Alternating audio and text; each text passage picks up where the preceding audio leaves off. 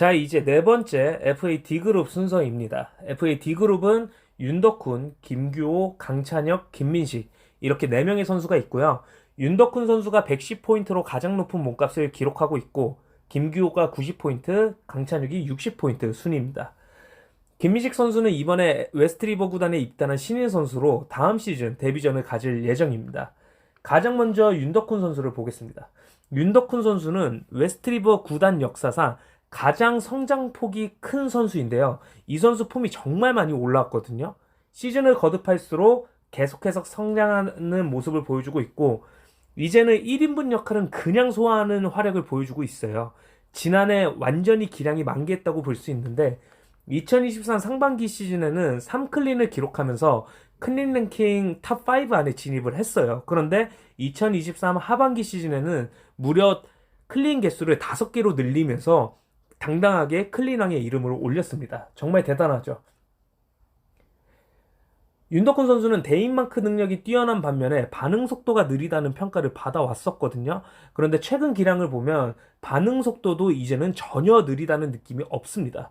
굉장히 안정감 있고 정상적인 수비를 보여주거든요. 그리고 실수도 별로 없고 상대팀 공격수의 페이크 동작에도 이제는 잘 속지 않는다. 이렇게 보시면 되겠어요. 기록을 보시면 아시겠지만 지난 시즌이 경기 수가 제일 적었는데도 불구하고 클린 개수는 오히려 늘었다는 점인데 클린 성공률이 거의 50%에 육박할 정도입니다. 그래서 이 선수는 몸값이 앞으로도 더 뛸 것 같다라는 생각이 들고요. 그나마 이 선수의 가장 큰 단점이라고 한다면 센터백 외에는 아직 소화할 수 있는 포지션이 없다는 점이거든요.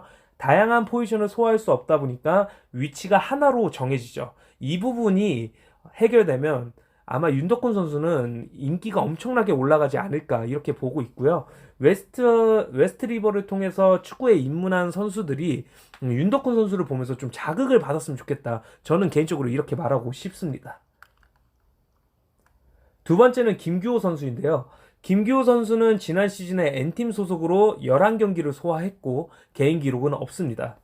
김규호 선수는 뭐랄까요? 굉장히 여유 있는 플레이를 잘하거든요. 볼을 가지고 있을 때 조급하지 않고 굉장히 침착한 모습을 보여줍니다. 그리고 시야가 좋고 롱패스가 정확하기 때문에 그 말은 즉 기본적인 센스가 있는 선수라는 이야기죠. 다만 단점은 굉장히 명확합니다. 바로 체력과 스피드가 많이 부족하거든요. 그래서 이 선수는 뛰는 것보다 걷는 모습을 경기에서 더 많이 볼 수 있고요. 수비 포지션에 있어도 상대편의 빠른 공격수들을 계속해서 놓치는 모습들, 그러한 모습들을 우리가 자주 확인할 수 있었습니다. 그래서 김규호 선수는 체중 감량이 일단은 좀 시급해 보이고 다음 시즌에는 개인 기록을 좀 쌓아야 하지 않을까 이렇게 생각을 하고 있습니다. 세 번째 강찬혁 선수입니다. 강찬혁 선수는 가장 성장세가 느린 선수라고 말씀을 드리고 싶은데 이 선수 기록을 보시면 아시겠지만 스탯이 없습니다. 새 시즌 동안 1도움 1클린이 전부예요. 심각하죠. 선수가 좀 노력을 해줘야 해요. 연습도 좀 하고 그리고 경기도 최대한 많이 출전하고 친선 경기도 참여하고 그렇게 해서 좀 실력을 늘려야 되는데 계속해서 잦은 결장을 하다 보니까 오히려 이 선수의 성장세를 가로막고 있는 것이 아닌가 이런 생각이 들고 그런데 아이러니한 것이 지금 몸값이 60포인트고 D그룹에 속해 있다는 것이거든요. 이거는 강찬혁 선수가 지난 시즌에 S팀 소속이어서 우승 보너스로 몸값이 50% 오른 거예요. 그러면 원래 몸값은 얼마죠? 10포인트입니다. 그러면 이거는 선수가 분발해 줘야 된다. 이거 말고는 사실 딱히 드릴 말씀은 없는 것 같아요. 마지막으로 김민식 선수인데 이 선수는 신인 선수이고 다음 시즌 데뷔를 앞두고 있습니다. 측면 자원이고요. 측면 공격과 미드필더, 수비 모두 소화할 수 있다고 하거든요. 베일에 쌓여있던 인물인데 지난주에 있었던 친선 경기에서 꽤 좋았습니다. 굉장히 좋은 모습 보여줬고 측면치고는 몸이 좀 무거워 보이긴 하지만 생각보다 유연합니다. 그리고 축구 센스도 기본적으로 있고요. 패싱 능력도 나쁘지 않기 때문에 측면에서 활용하기에는 굉장히 특화되어 있는 선수다라고 생각하시면 되겠고 약간 수비적인 성향보다는 공격적인 성향이 좀 더 강한 선수인 것 같습니다. 이 선수는 지난 친선 경기 때 기대 이상의 기량을 보여줬기 때문에 오히려 사람들의 시선이 C그룹으로 갔어야 되는 것이 아니냐라는 이야기가 많았었거든요. 그래서 김민식 선수는 이번 D그룹에서 꽤 인기가 있을 것으로 예상을 하고, 그리고 뽑았을 때 즉시 전력감으로는 손색이 없다, 이렇게 말씀을 드릴 수 있겠습니다. 자, 이렇게 D그룹 선수들 소개해 드렸고요. 이제 각 팀의 영입 전략을 보도록 하겠습니다. 가장 먼저 W팀부터 볼게요. W팀은 예산이 지금 15포인트밖에 안 남았거든요. 최지필 주장이 초보 주장은 맞는 것 같아요. 전혀 지금 시장 분위기를 못 맞추고 있고, 타 팀들과는 계속해서 반대되는 선택만 하다 보니까 불필요한 돈을 계속해서 쓰고 있습니다. 결국 남은 돈이 지금 15포인트밖에 안 남았고, 선수 자리는 한 자리만 남은 상태예요.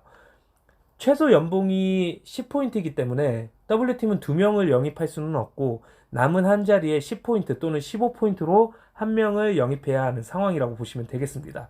틈새를 노려야만 가능성이 생기는데, 제 생각에는 김규호가 좀 가능성이 있지 않을까요? 일단 강찬혁 선수는 선택을 안 할 것 같고, 윤덕훈과 김민식은 D그룹에서 인기가 좀 있을 매물이니까 틈새 시장으로 김규호를 15포인트에 영입하는 전략밖에는 방법이 없을 것 같습니다. 두 번째로 S팀은 잔액을 230포인트 남겨두고 있고, 자리는 최소 2자리 남았거든요. S팀 같은 경우에는 지금 골키퍼가 없긴 한데 아마도 손성경과 김강현을 돌렸을 것 같다는 생각이 일단 들어요. 그래서 골키퍼에 대한 미련은 아예 접은 것 같고, 사실 뭐 남은 골키퍼 자원도 지금 FA 시장에서는 없어요. 그리고 윤덕훈과 김민식을 영입하려고 할 것 같긴 한데 예산이 많이 적다 보니까 가능성이 있을지는 잘 모르겠습니다.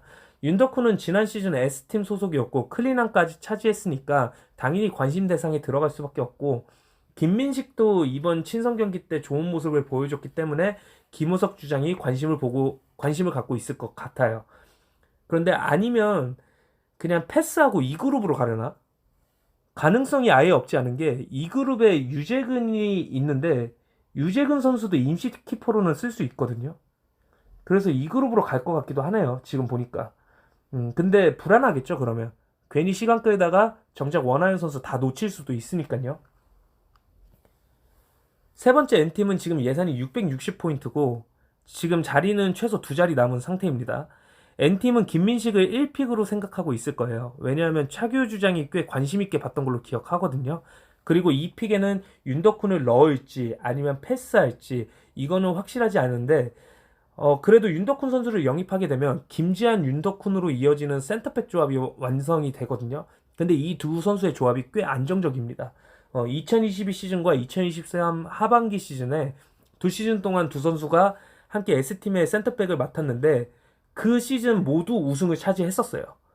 그래서 이 조합을 그리고 있을지도 모르겠다, 저는 그렇게 생각이 들고, 그리고 결국 이번 D그룹은 N팀과 아니죠. N팀과 P팀의 전쟁이거든요. 두 팀이 예산이 가장 많기 때문에 눈치 싸움이 정말 치열할 거라고 봅니다. 그런 의미로 P팀도 똑같이 김민식, 윤덕훈으로 갈 것이다, 이렇게 보고 있습니다. 일단 P팀은 예산이 790포인트로 가장 많고 자리는 최소 3자리를 채워야 하거든요.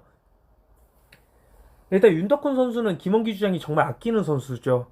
2022 시즌 S팀 주장을 맡고 있을 때도 영입했었고 2023 상반기 시즌에 W팀 주장을 맡으면서도 윤덕훈을 영입했었거든요. 그래서 누구보다도 사용법을 잘 알고 있다고 보고, 지금 P팀이 수비 자원이 없기 때문에 윤덕훈은 무조건 갈 것 같다라는 생각이 듭니다. 그리고 두 번째가 김민식이 되겠죠. 이제 FA D그룹 결과 어떻게 나올지 한번 지켜보시죠.